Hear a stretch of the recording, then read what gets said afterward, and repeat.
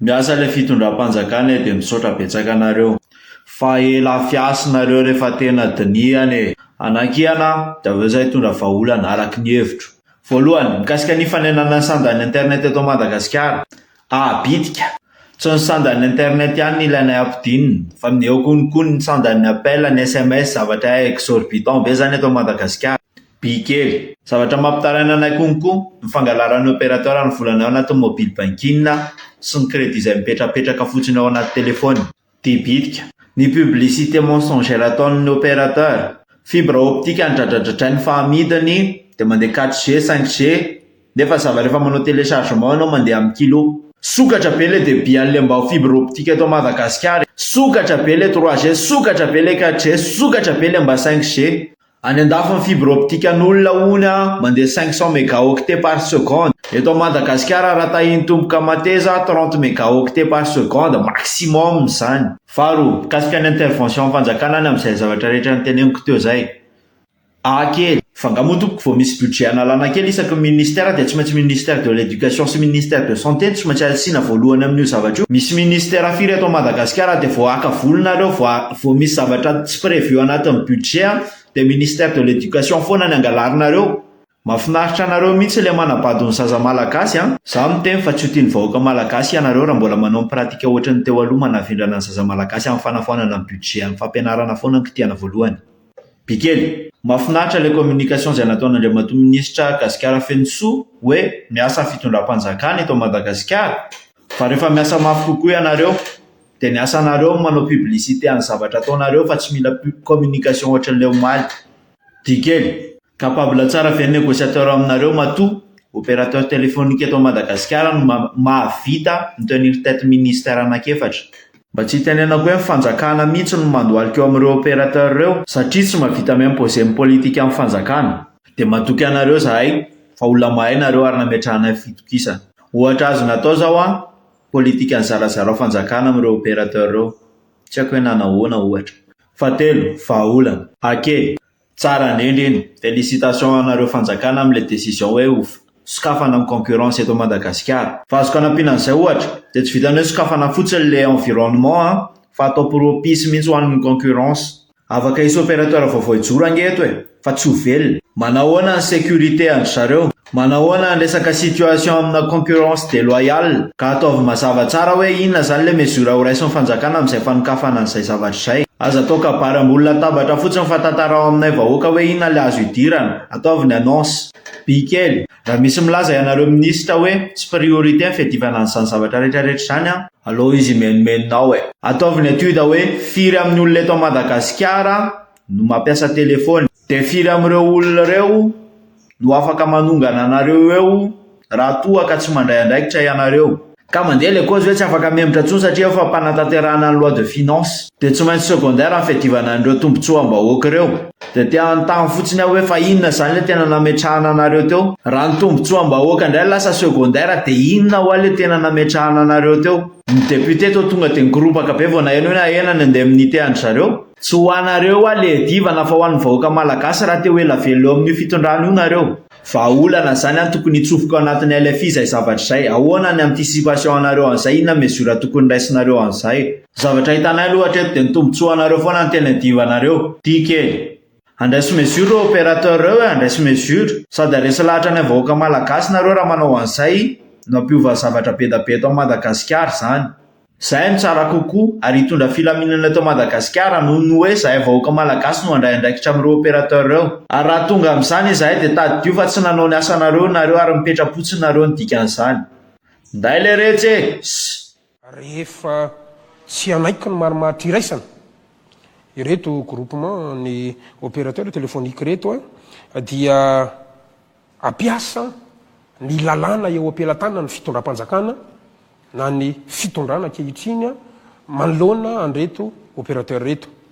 rehefa tsy anaiky koa zay zany. Ankoatran'izay ihany koa dia isy ny fanokafana na hoe hosokafana an-tsena zany hoe ny concurrence ihany koa miantso atsika rehetra mpandrarà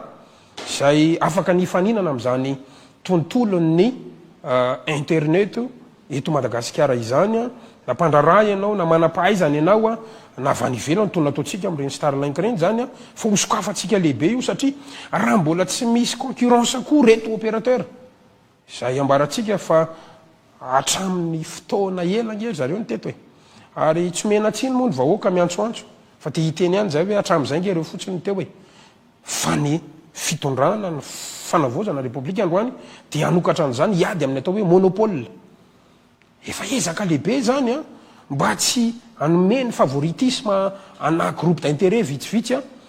anokatra ny concurrence isika apiatra ny lalàna isika zany hoe hosokafatsika ny tsenan'izy io a de miantso izay zay vonina hifaninana am'ireo a de rehefa misy mpifaninan'ireo ka tsy ampidina ny azy izy a de ho hitatsika eo zany a fa ho any am'izay mora no ho ampiasainy ny vahoaka malagasy a rehefa tsy misy zany a izay marimaritra iraisan'izay zay aloha zany no solution androany zay omena iny vahoaka malagasy a satria miasa ary mieno ny etaeta ny vahoaka malagasy izay aza matahotra nareo fa be deaibe manko no miresaka hoe connexion zany ve aloha maika androany misy kosa aloha ny tena mila an'izany ho an'ireo tanan-dehibe miresaka vidim-piainantsika miresaka ny vidin'etantsika ho avy zany tompoko ary misy ministra sy ministera tompona ndraikitra zany ho avy matetika eto amin'ity fandarany ity a satria izay ny atao hoe lalatsainy ny fanavozana androany mitondra vahaolana ny ministera tsirairay avy ary raha tsy misy vahaolana de tsy afaka miakatra eto izay ka akoatra n'izay vahaolana efa noentina izay a de io ihany koa zany ny vahaolana mba ahafahantsika manokatra sy ahafahantsika ihany koa zany manao pression andreto miaraba miaraban'le zanasy ambadikatsy fa tsy adino ianareo piainy zay miara-dalana hatrany na maraina na atoandro na ariva na hatramin'ny alina de tena hoe isorana kasitrahana hatrany ao any any io betsaka ny azo resahana mbola toizatsika ny resaka manodidina lafiny serasera amin'ny teknôlôjia io zany satria moa zany no am'izao tsika hoe vanim-potoana na ny vanim-potoana lalovany zao tontolo zao ao anatin'ity ère du numérique ity a dia mbola resahantsika zany nalaza ihany keo moa le hoe Gen Z na génération Z na Gen Z zay fomba hitononana lezy a de isan'ny makatoerana lehibe mikasika an'io lafiny serasera amin'ny lafiny teknôlôjia télécommunication ny réseaux sociaux sy ny sisa zay mampiresaka koa tamin'ny fotoanao satria nanao setry ny ihany keo zany zao zareo latsika hoe mpandrarany amin'ny lafiny télécommunication tao arin'ny fandarany manokana zay nataondreo ministra teo anivon'ny gouvernement misy efatota moa zany hoe ny anankiray moa zany nosoloan'ny tale général ny secrétaire général zay zany aloha no nosolo tena ny ministre ny vola tao anatin'iny raharaha iny de nanao sitrany teo anatin'le ohatran'ny hoe tokony andray anjara fa ohatran'ny hoe nandeha ila ohatran'ny kiraro be minara ny fahitana izy ireo de nitondra fanazavana amin'ny lafiny teknika sy ny sisa moa zany izy ireo any hoe miala ihany am'le hoe tsy avy amin'izy ireo kory ny olona ary tsy manana eritreritra fa afaka manao an'le mety hoe fanenana ny tarify amin'ny vidin'ny méga zany izy ireo fa ny fanilarana zany de any anatin'le resaka vola aloha hatreto zay indrindra de samy manana fomba fijeriny fa ny antsika tsotra fotsiny totokora fahalamanana ny tantarany ataontsika hoe télécommunication tsy maintsy miverina am'izany tsy nisy fa raha raisiny aty atenatenany a de ohatran'ny hoe tsy nisy ny tany aloha ny zavatra rehetrarehetra de misy fiandohany avokoa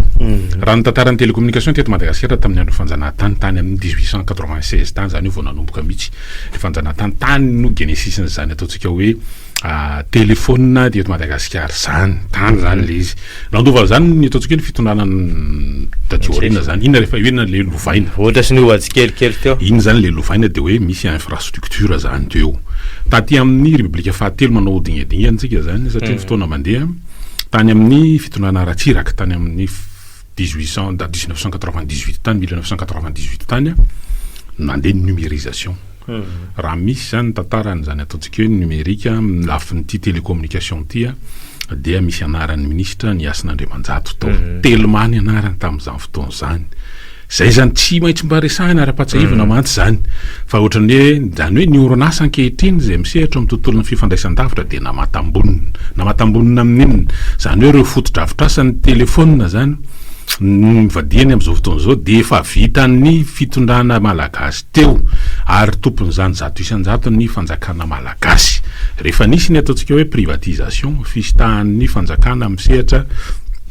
ataontsika hoe famokarana amin'ny ankapobeny sy ny ataontsika hoe fidirany sehatra tsy miankina ihany koa anatin'ilay izy dia ny sitaka tsykely dia fahazadiny fa misy par zany hoe misy petrabolan'ny fanjakana akoatrany ny fotodrafitrasa ny infrastructure zay an'ny fanjakana teo dia misy petrabolan'ny fanjakana raha zato isan-jato izy taloha dia rehefa nisokafana ilay izy dia misy petrabolan'ny fanjakana zany hoe tsy afaka ny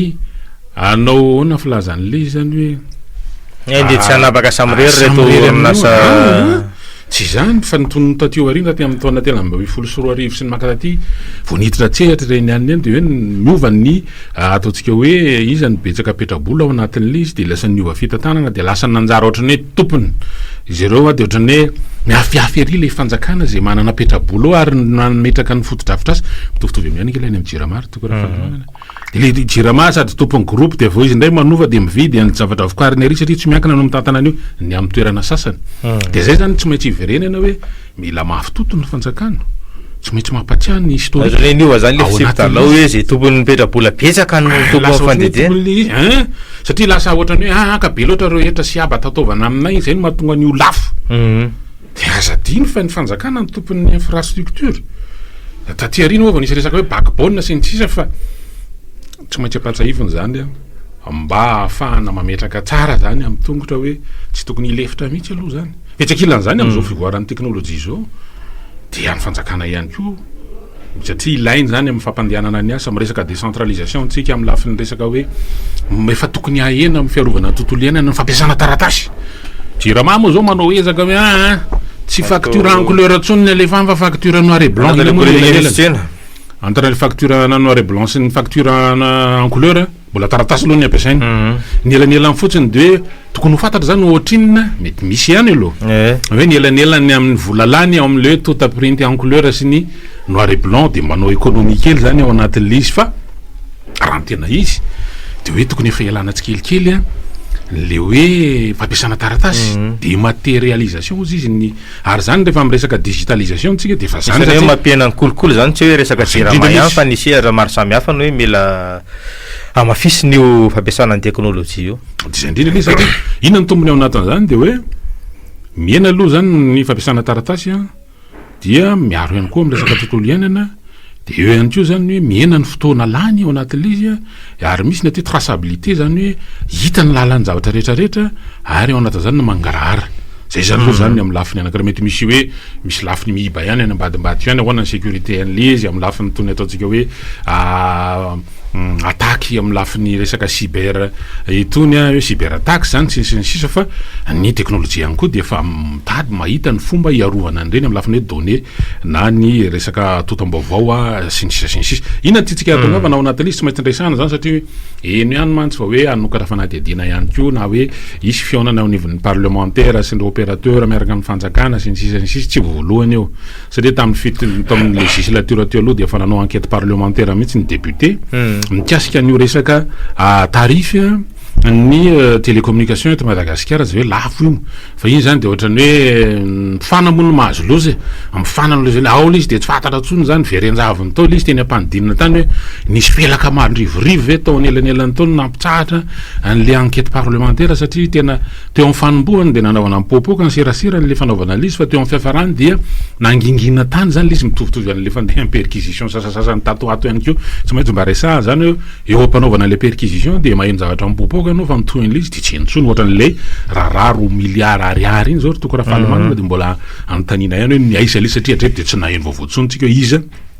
no natolotra ny fampanoavana satria tamin'ireny fotoana reny misy teny hoe teratany vahiny anakiroa niaraka amin'ireo basy anakenina miaraka hatramin'le vola sy ny tsisy amin'ny ankapobeny rehefa misy tatitra ho an'ny mpanao gazety ohatran'ireny dia aseho mitapo maso reo zay olona voaroroa tao anatin'izany na voasambotra fa tamin'ny indray mitoraka iny dia le fitaovana sy ny vola no naseho fa ny olona tsy napotra voalaza fa mbola misy olona telo afaka rorona dia hatramin'izao tsy henontsony mitohiny zay inona mahatonga antsika amin'ny resaka n'izany rehetrarehetra zany ao anatin'le fotoana ny fanavozana zao ny fanjakana dia tsy maintsy mametraka hoe misy fanjakana eto ary tsy maintsy manana ny heriny izy mba ahafahan'ny fanjakana manana ny heriny dia tsy maintsy manana moyen koa izy ao amin'ny felantanany ankoatrany hoe ny lalàna amin'ilay ataontsika hoe ny ina koa filazan'le zany hoe sihatra mampiasa an'le izy de nitsikely koa mety manana fitaovana satria am'izao fotoana zao be deaibe ny satellite araka fanambarantsika ihany taomaly hoe mila mba manana azy zany satria nampy be amin'ny lafiny digitalisation any amin'ny resaka décentralisation mba mety fananany Madagasikara hoe satellite mety hanofotsika amin'ny Rosiana tsy fantatro amin'ny Chinois tsy fantatro ny Indiana tsy fantatro be deaibe ary ohatritsika manana satellite afaka anaovana zany ary mety ho azo amin'ny sarany mora ny fampanofana zany na mety ho lasatsika mihitsy maninona mo zany rehetrarehetra zany ohatra miresaka Rosiana zany nisy interview manokana nataon'ny filohan'ny fanavaozana ny republika tamina fahitalavitra tsy miankina Rosiana zay amin'ny teny frantsay moa zany le izy ary matetika tatoato zany farafahakeliny zany indroa zany zao Sputnik de ty anankiray Sputnik tam voalohany de io zany zao ny anako tao anatin'izay ohatsika hoe ray volan'izay indroa ny accordé interview tamina fahitalavitra Rosiana zany ny filoha misy tepoka vitsivitsy any afaka tsoahana tao anatiny tsy eo amin'ny lafiny hoe sur amin'le hoe fahaizany miresaka sinisy fa tena ny zava-dehibe tao anatin'le votoatin'ny zavatra nyteniny isan'izany zao fanamafisana ny adiny kolikoly zay manomboka aminay io sy teniny isany atao hoe tena zavatra vaindohan-drarany zareo zany nanamafisany fa 24 mois ihany no aretin'ny fotoana hitantanany ary zany any ametraka ny tenanao an'le hoe refondation anatin'izany tsy pia mazava fa mbola tsy ao anatina transition zao fa ao anatin'le tena mbola manao an'izay le mametraka ny fotofototra ao anatin'izany ary namafisiny akoa ny anaovana le concertation ary tsy nivoana ihany koa izy mikasika an'le hoe ny mikasika an'le hoe fitakina tao anatin'ny hetsika anisan'izany ny tanora mety zany kany mety ho zany angamba nahatonga le ataontsika hoe fietsika fanehoana firaisakina zay nitsidika an'ireo naratra sy havany namoiavana sy ireo naratra nitondra takaitra vokatra ireny nandritra n'ireny tolona ireny misy ihany karazana fialatsiny nataon'ny mpitondra fanjakana hoe mialatsiny fa somary mety tara fandraisana andraikitra de ireny na mielanareo viravirainy fa hoe tsy ho latsaka tany tsy ho raraka tany ny raha latsaka hoe tsy maintsy isy ny fanadidina satria na mafisiny zany tena von'olona reny tsikaritra tsy aritra iny fa zany hoe tao anatin'ilay fandarana ihany koa resaka diplomasia tsy afa sikara ihany mailo sy mitandrina tsara ny fitondram-panjakana satria raha nresaka zany hoe manahoana ny fahitana hoe ny mikasika ny Andriamatoa Andry Rajoelina hoe ny Frantsay marina ve ny nakazy de somary nitandrina hoe tsy tena hoe afaka mamaly an'izay sy manana antoka hiteny an'izay fa nanamafy kosa hoe ny fahaverizana zoam-pirenena de tena hoe voafaritsy ny lay lalàna andiny faharoa amby efapolo zany ao anatin'iny hoe mikasika ny zoam-pirenena sy ny sisiny ny lalam-panorenana ka zay la izy tamin'ny herinandro moa tany Maurice de tsapa ihany koa raha ny diplomasia makamaka volotany any la Frantsa miezaka hoe zahay manohana n'io fitondram-panjakana io vonina iara-iasa amin'ny sehatra ny angovo ny ady amin'ny kolikoly sy ny sisa de raha niresaka angovo zany zao ohatra de isany hoe misy orinasa frantsay miezaka hiditra ho tompona petrabola ao anatin'ny tetika asa volo be de zany nisany hoe la Frantsa aloha zany mbola eo mandindona satria nivoaka niditra teo ihany zareo ny orinasa frantsay mikasika an'ireo ataontsika hoe tetika asa lehibe ho amin'ny famokarana herinaratra sahofika anisan'ilay orinasa frantsay fetsy izay isan'ny hoe tana tombony niketrika tao de nikisaka de tiandray zany misy anankiray hiditra any amin'ny volobe mety akatra efatra eo zany hoe actionnaire ao anatiny eo fa naizana zany hoe mbola nitsehatra tsy miankina sy ny sisa zany no tena hoe ho tompon'ny baolina amty tetika azy tena izany zany irarena aloha vita asina fankely taina kely de toizatsika le izy mbola toizatsika ay ie sady taitra no velom-panantenana no miaohatra ihany toko raha fahalomanana tao anatin'le ataontsika hoe anatin'lay fanehoan-kevitra sy adi-hevitra sy fanehoan-kevitra sy fanamariana fametraha-panontaniana zay nataon'ireo solombavim-bahoaka tao anatin'ny fandiniana n'lay teti-bola mpanjakana ataona 4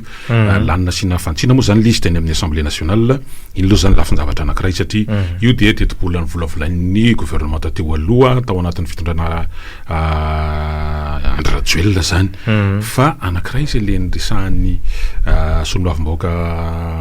mananjary anakoroa moa solombavim-bahoaka ao toerana fa ny ray tamin'ireo zany dia solombavim-bahoaka